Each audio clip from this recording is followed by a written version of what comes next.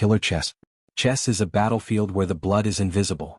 64 squares of psychological warfare where every move reveals something about the mind behind it. Aggression, caution, deception, strategy. I've always appreciated the game's brutal honesty, the way it strips away pretense and exposes the raw architecture of thought. But I never expected a chess tournament to become a literal battlefield. Never thought I'd see a grandmaster slumped over a board, his final move unmade, his king in check, and his life forfeit in a game that had suddenly become all too real. My name is Morgan Reeves. I navigate the spaces between what people show and what they hide. And as I stood in that hushed tournament hall, watching officials desperately trying to clear spectators while preserving the crime scene, I knew this case would test not just my investigative skills, but my understanding of the ultimate game of strategy, murder. Heart attack, most likely, Dr. Sarah Chin, the medical examiner, stated matter-of-factly as she completed her preliminary examination of the body. But I won't know definitively until we get him to the lab. International Grandmaster Viktor Petrov remained where he had fallen, slumped forward over the chessboard, his right hand still clutching a white bishop he'd been about to move. His opponent, American champion Jackson Morris, stood nearby, visibly shaken, speaking quietly with tournament officials. Healthy men in their 40s don't typically collapse during chess matches, I noted, scanning the scene. Even high-stakes ones. They do if they have undiagnosed cardiac conditions or are taking certain substances, Chin replied.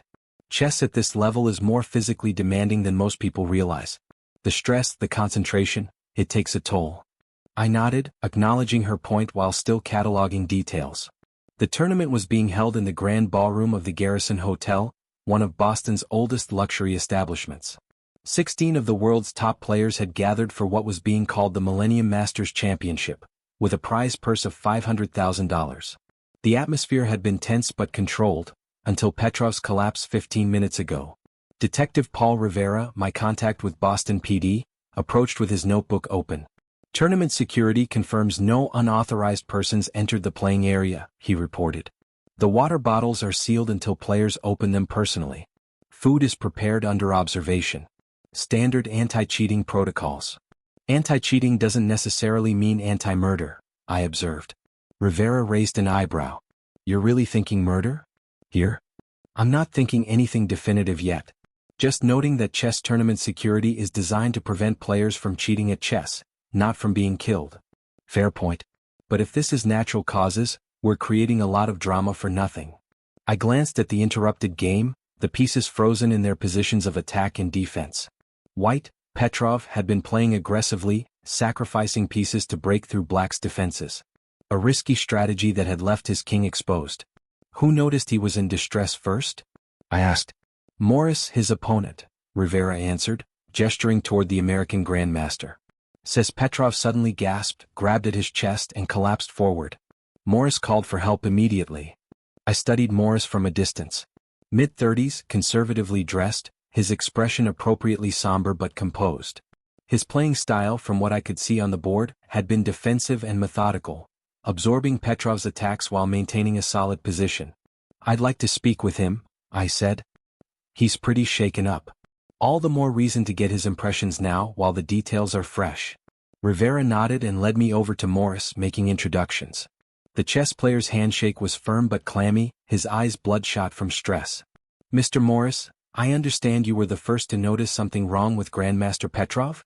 He nodded. Victor was taking longer than usual for his move. I was studying the board and when I looked up I saw his face just wrong. Contorted. He made this sound, not quite a word, and then he just fell forward. Did he consume anything during the match? Just water from his bottle. We both did. It's standard. And before the match? Did you interact with him at all? Morris shook his head. Only the customary handshake before play begins. Weren't particularly friendly. Competitors, you know. Any unusual behavior you noticed?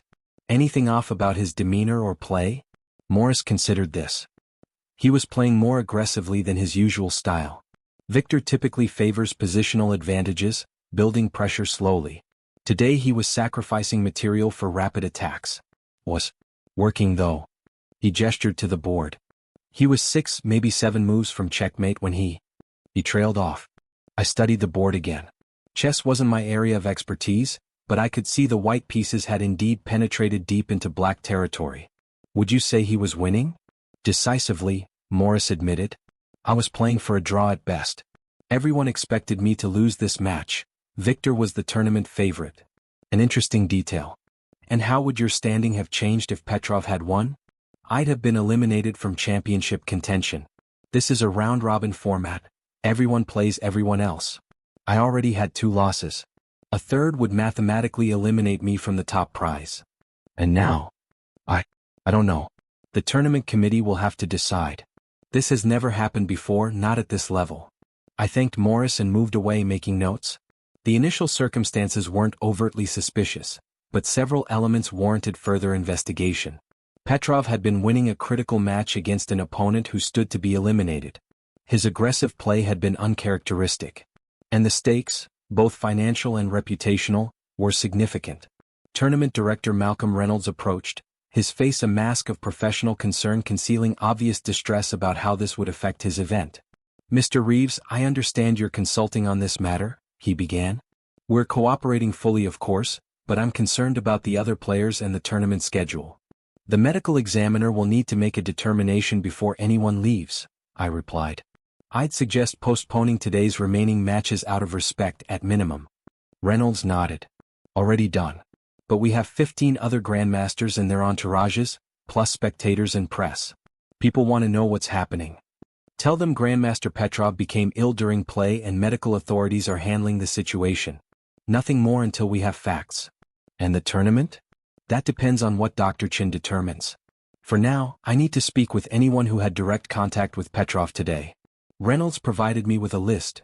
Petrov's second chess assistant, Mikhail Lebedev, his longtime friend and fellow Grandmaster Stefan Kovac, tournament officials who had interacted with him that morning, and hotel staff who had served him breakfast. As I prepared to begin these interviews, Rivera called me over to where he was examining Petrov's personal effects.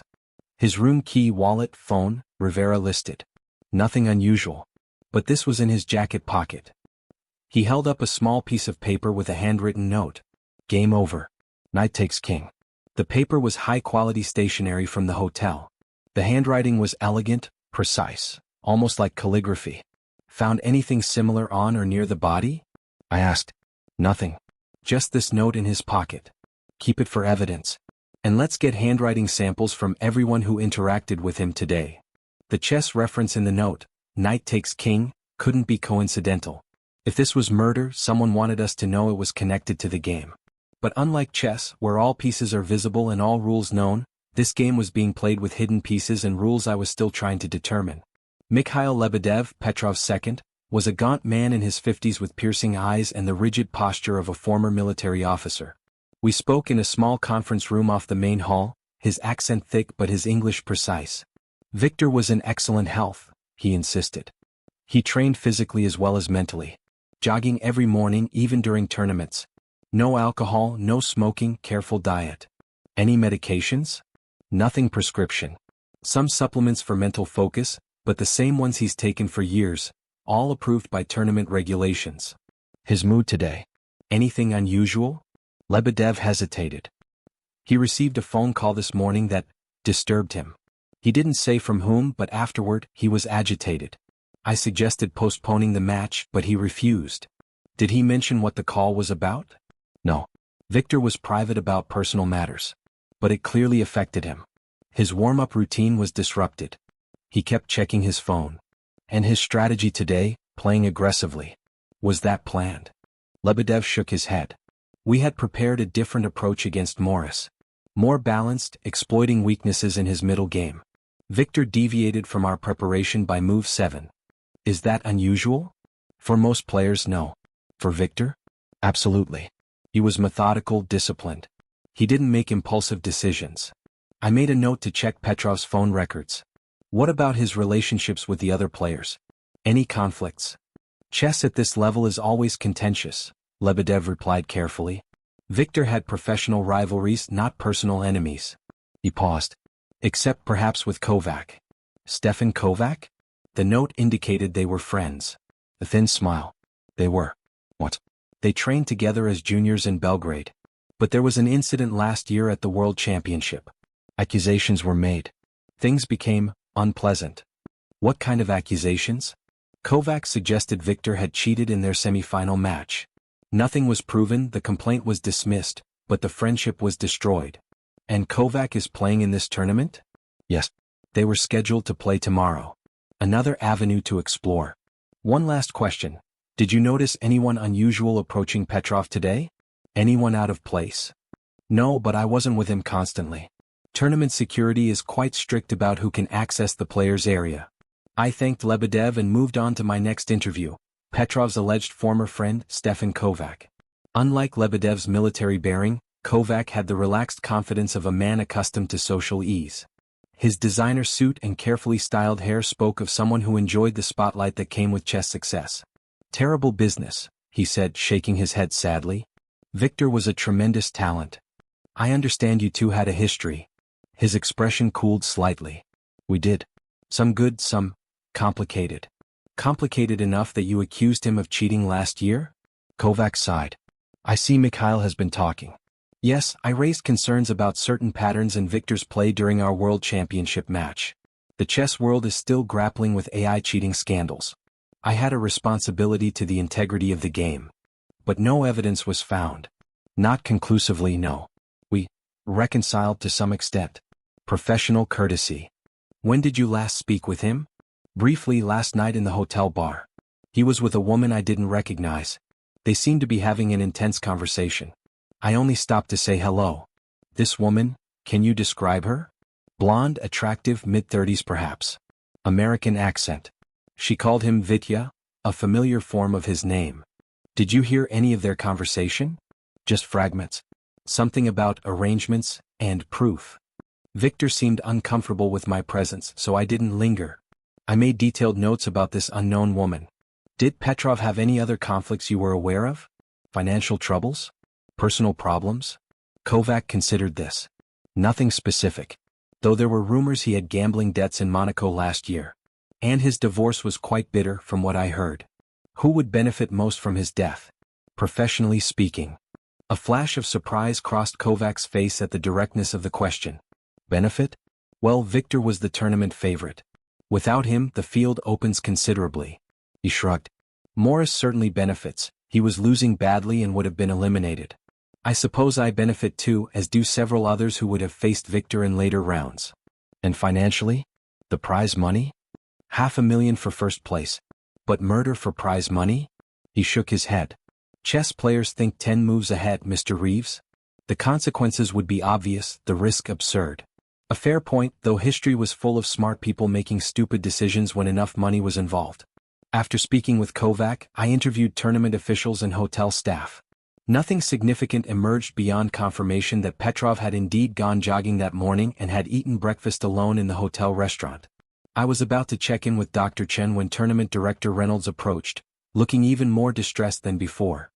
Mr. Reeves, there's been a development. The tournament's chief arbiter has examined the position on Petrov's board more carefully. He lowered his voice. The position is identical to a famous game from 1972, Fischer vs. Spassky, with one critical difference. The move Petrov was about to make, the bishop move he died attempting, wasn't the move played in the historical game. Why is that significant? Because the historical move led to a draw. The move Petrov was attempting would have guaranteed his victory within 7 moves, as Morris said. It's as if. As if what, Mr. Reynolds? As if he was given the position to play out but discovered a better move than the historical one. A move that would change the expected outcome. I considered this. Could this be coincidence? 2 games independently arriving at a similar position. Reynolds shook his head emphatically. The probability is virtually 0. This specific configuration after this exact sequence of moves? It would be like shuffling a deck of cards and getting the same order twice. This new information added another layer to the puzzle. If the game had been deliberately recreated from a historical match, what was the purpose? And why would someone care if Petrov deviated from the script? Dr. Chen called with preliminary findings late that afternoon. I met her in the hotel's business center, away from the tournament area. No obvious signs of traumatic injury, she reported. But I found this during my examination. She showed me a photograph of what appeared to be a tiny puncture wound on Petrov's neck, just below the ear. It's consistent with an injection site. Could be anything, I noted. Medication, vitamin shot. True. But coupled with his sudden collapse, it warrants toxicology. I've expedited the tests, but results won't be back until tomorrow morning. So we're treating this as suspicious death? I'm not ruling anything out yet. The wound is fresh, within hours of death. If someone managed to inject him with something fast-acting, it could explain the symptoms witnessed by Morris and others. I updated Rivera, and we decided to secure Petrov's room and belongings for thorough examination. We also placed a subtle security hold on all tournament participants. No one was being detained, but everyone was being monitored. In Petrov's room, we found evidence of a meticulous man, clothes carefully arranged, toiletries precisely organized. His chess materials were laid out on the desk, notebooks, preparation materials, and a small travel chess set with a game in progress. Rivera examined the chess set. Different position than the tournament game. Probably analysis of another match or preparation, I replied, though I made a note to have an expert check it later. The most interesting find came from Petrov's laptop. While we couldn't access his password-protected files, his browser history showed searches for symptoms of digitalis poisoning and detecting toxins in chess tournaments. He suspected something, I murmured, before today's match. Rivera nodded grimly. Looks like he thought someone might try to poison him. But why play if he suspected danger? Maybe he didn't know who to trust. Or maybe he thought he could outmaneuver them. I gestured to the chessboard. It's what he did for a living. Anticipate threats, calculate risks, make strategic sacrifices. A search of his emails revealed a message sent to himself yesterday with a single line. If anything happens, check Knight's movements. The subject line read, insurance. Chess terminology again. Knights being the only pieces that move in that distinctive L shape, able to jump over other pieces, attack from unexpected angles. We were still processing these findings when my phone rang. Malcolm Reynolds again, his voice tight with anxiety. Mr. Reeves, you need to come back to the tournament hall immediately. There's been another incident. Stefan Kovac sat motionless in the otherwise empty tournament hall, staring at a chessboard. Unlike Petrov, he wasn't collapsed or showing distress. He was perfectly still, his breathing shallow but regular, his eyes fixed and dilated. He came back to analyze his scheduled game for tomorrow, Reynolds explained. One of the arbiters found him like this 10 minutes ago. He's unresponsive but conscious. Emergency medical personnel arrived as we were assessing the situation. They quickly determined Kovac was experiencing some kind of paralytic reaction, conscious but unable to move or communicate effectively. They prepared him for transport to the hospital. As they were moving him onto a stretcher, Kovac's right hand fell open, revealing a chess piece clutched in his palm, a white knight. 2 Grandmasters, 2 medical emergencies in the same day, Rivera observed after Kovac had been taken away. Not a coincidence. No, I agreed, examining the chessboard Kovac had been studying. It was set up in the opening position, no game in progress. Whatever's happening, it's escalating. And the chess references are deliberate. I turned to Reynolds. I need a complete list of everyone in the building today, players, officials, media, spectators, staff. Everyone. And I need security footage of all entry points and common areas. The hotel has over 400 guests currently, Reynolds protested. Plus staff, plus tournament attendees. Start with those who had access to both Petrov and Kovac, I interrupted. Particularly anyone who might have had physical contact with them. While Reynolds arranged for the security footage, I examined the area where Kovac had been found. Unlike Petrov, who collapsed during an official match, Kovac had been alone in a practice area. No water bottles or food items were present. If he had been poisoned or drugged, the method was less obvious. The white knight piece was bagged as evidence. Like the note in Petrov's pocket, it seemed to be a deliberate message rather than coincidence. Knight takes king, I murmured, recalling the note. The knight piece in Kovac's hand. The reference to Knight's movements in Petrov's email to himself. Someone was using chess metaphors to communicate something about these attacks. But what, and to whom? As I pondered this, Rivera approached with an evidence bag. Found this in the trash can near where Kovac was sitting. Inside was a napkin with what appeared to be a lipstick mark. Get it tested for toxins, I instructed. And check if there's enough DNA for identification. Another piece moving into position on this increasingly complex board. By nightfall, the tournament was officially suspended pending investigation. Players and officials were requested to remain available, though not formally detained. Hotel security was increased, and Boston PD assigned additional officers to the case. I set up a makeshift investigation center in a hotel conference room, where Rivera and I began mapping out connections and timelines. Photos of key individuals lined one wall: Petrov, Kovac, Morris, Lebedev, Reynolds, and other tournament participants.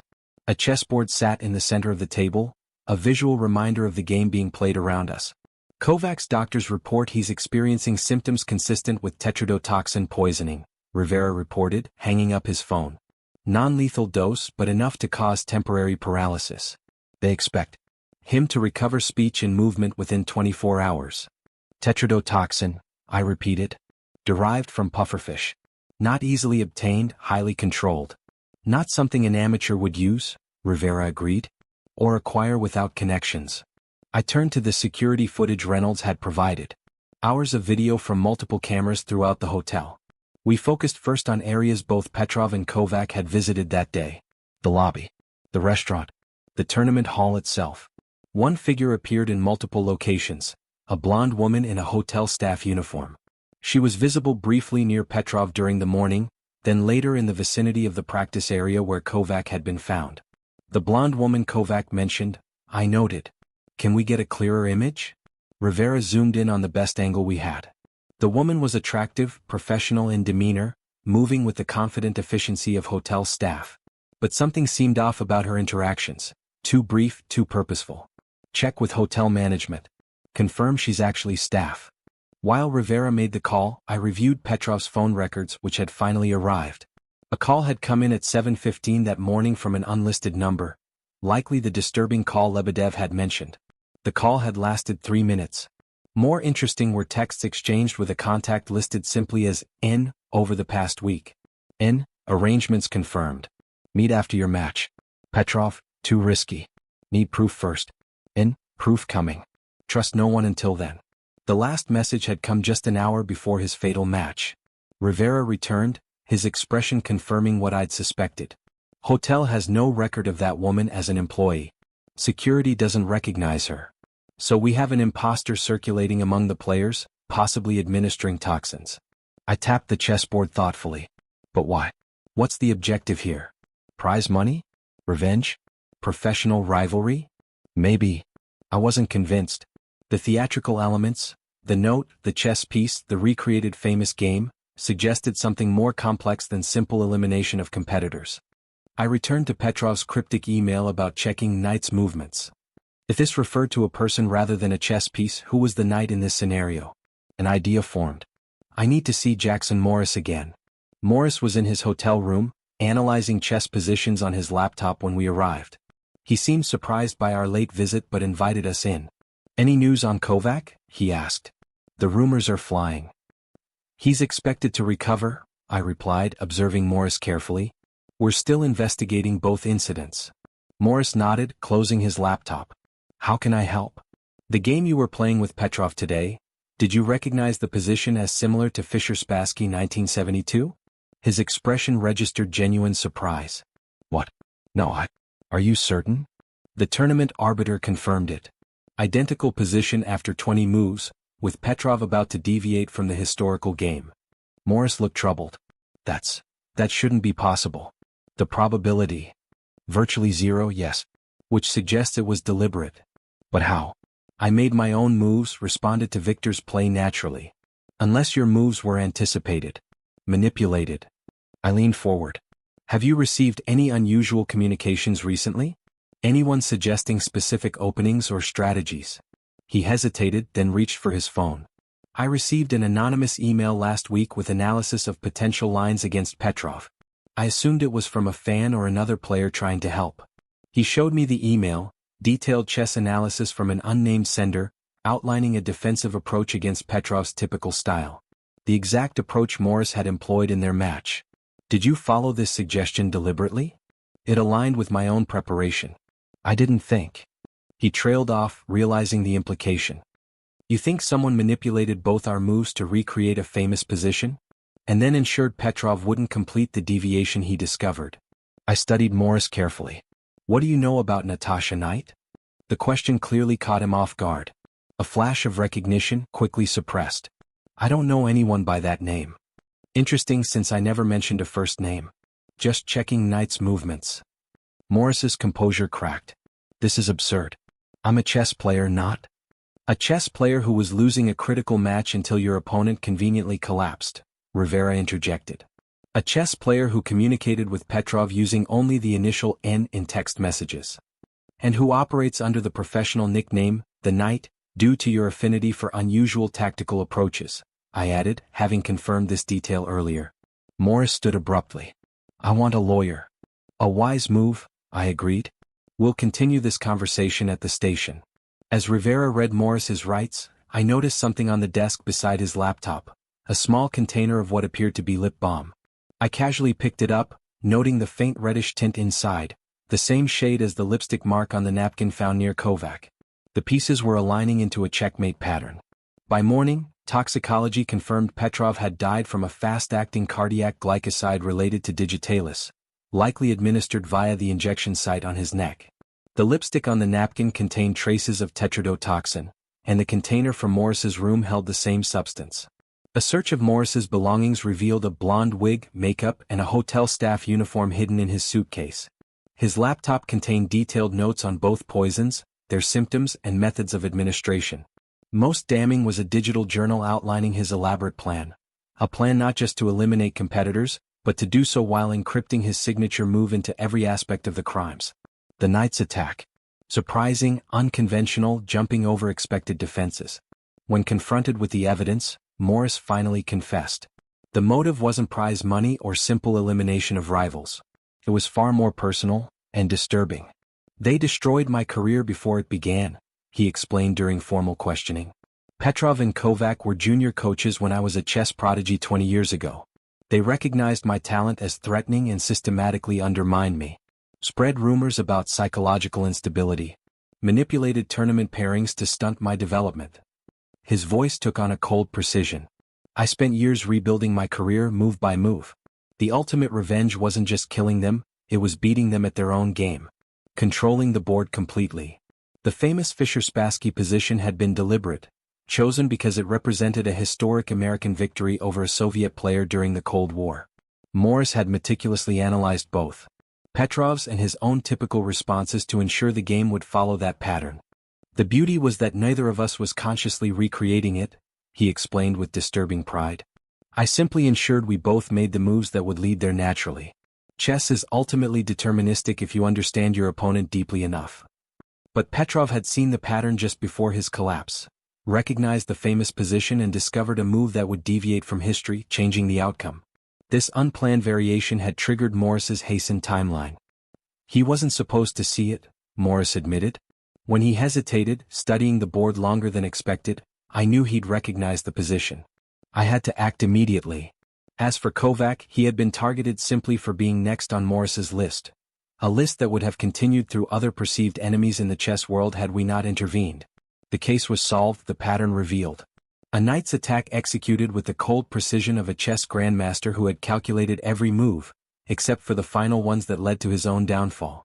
The Millennium Masters Championship resumed a week later with appropriate memorials for Viktor Petrov and increased security measures.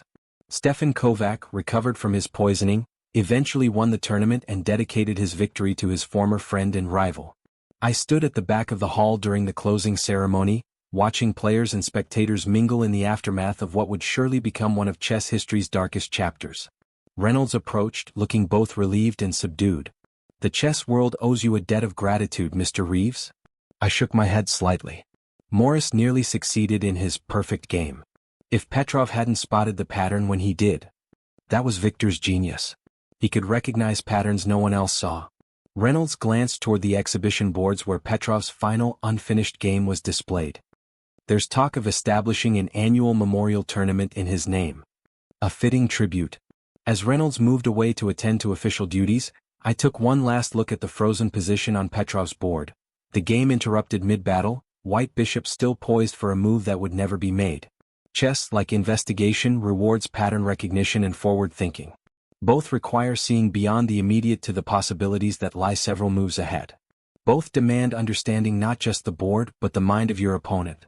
Morris had applied his strategic genius to murder, treating people as pieces to be sacrificed in his elaborate endgame. But like many chess players who become fixated on a brilliant combination, he had missed the subtle defensive resources of his opponents. The pattern Petrov recognized, the clue he managed to leave behind even as he fell. In the end, the case reinforced what I've always known. Whether on a chessboard or in life, no one can control all the variables. Even the most brilliant strategy can be undone by the unexpected human element, the capacity for sacrifice, for recognition, for leaving behind the crucial move that others will understand. As I left the tournament hall, I couldn't help but think that somewhere Viktor Petrov might appreciate the irony, that his final unmade move had proven to be his most powerful one. What game are you playing in your own life? How many moves ahead do you see, and what patterns might you be missing? In the complex strategy of human interaction, are you a player moving your own pieces, or have you become a piece in someone else's design? And if your life suddenly depended on leaving one crucial clue behind, would those who matter recognize your final move? The end.